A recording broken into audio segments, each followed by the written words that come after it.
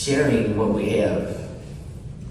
This impulse of our heart, it's in there for us to share, to be generous, because the mission of our life is to love, to care, and to help one another. And the way of Jesus, this invitation that he has and models for our life, is one of that word, invitation. And I know from my years of sitting in the pews, right, I'll never catch up from being a priest longer than being a parishioner. That's one of the benefits of starting old. But the way of being Christian and following Christ's example is just inviting people how to live in ways that we found that are loving. So I'm always trying to be sort of mindful of not telling people what to do, but inviting them. So I want to share a story about this gospel concept of inheritance.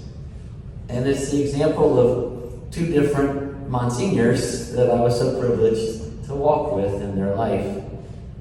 They were known by many as Jerry 1 and Jerry 2. Monsignor Jerry Lewis was 1, the oldest, and Jerry 2 was Monsignor Jerry Sherba.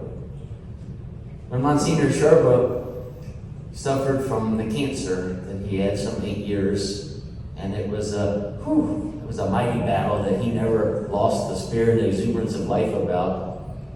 But he came to me about his possessions and the different things he wanted to do with them and who he wanted to have. And one of the possessions was his car, Leon. If you knew Monsignor Sherba, you're not surprised that he always named his car with a given name.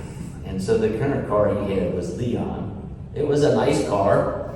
It wasn't very old, and because he bought it when he was first sick, it didn't really have many miles on it because its health was so precarious that he really didn't drive much his last 5 years. And he wanted his car to go to his cousin in Philadelphia. And I had met his cousin, so he said, I want Danny to have the car. And I'm like, oh no. His cousin Danny's a mess. And I knew that was going to be hard to find Danny, to track down Danny, to get down. And he said, that's who I want to have the car. I said, well, you let him know so that, right, he'll take my call because I know who you're talking about.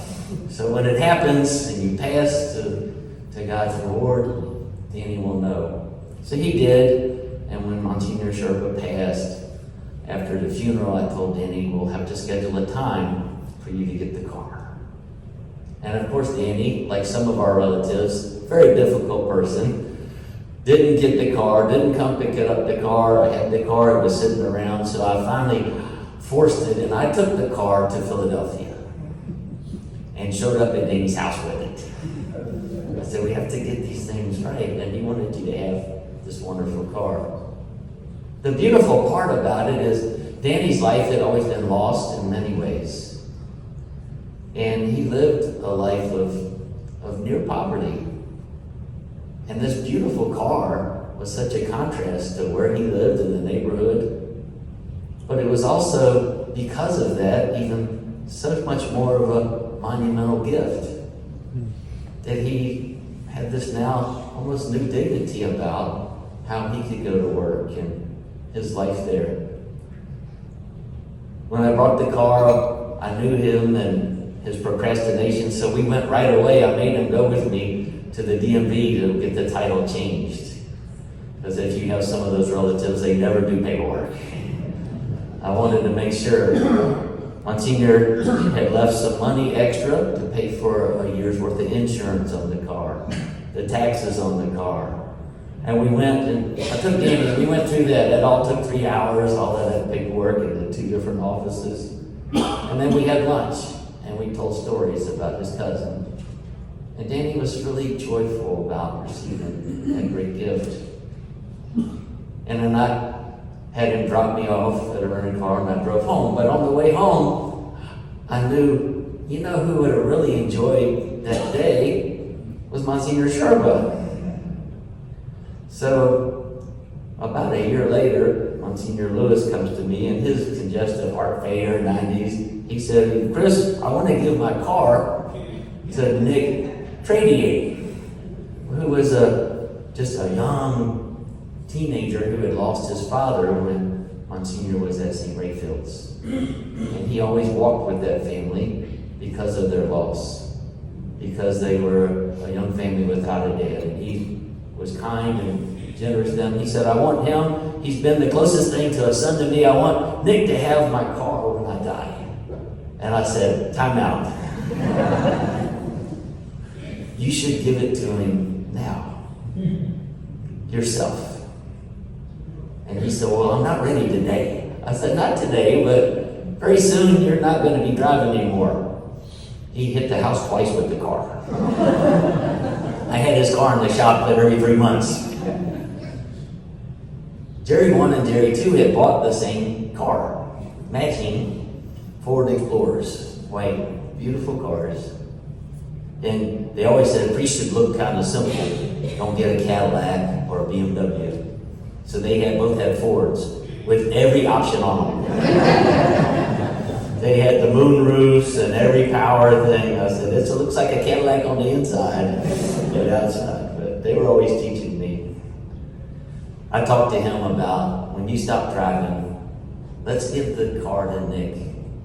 Nick lives in Winchester, Virginia. So about 6 months later, he said, it's time. And we called Nick, and Nick came from Winchester to Raleigh and came, and we had the paperwork ready to give him. Now, Nick is responsible. We didn't have to go to the DMV with him, but we had the money extra for his insurance for a year and everything. And we had lunch. We went to Irregardless. Some of you have been there. I had washed the car, and Monsignor came out and said, that looks really good. Are you going to wax it too? That Catholic guilt, and said I had to wax it. The car looked brand new, low mileage. We spent that wonderful day together with Nick, and he drove off in the car after that day and lunch. And Monsignor Lewis looked at me and he said, that was so life-giving. And he watched that car drive off with who he wanted to have it. All of us will have to plan what happens to our stuff. And I want to encourage you in imitation, right? Like Christ doesn't tell us how to live, but I encourage you. If there's things that you have that are special or that are practical, and you already know who you want to give them to, make that happen. And do it yourself. So they know exactly the heart it came from, that they can thank the very person it comes from. If you already know that there's things that we're not using, share them now. It's a great gift. Monsignor Lewis was always teaching me, and it was one of the few times that after that, he thanked me for that experience.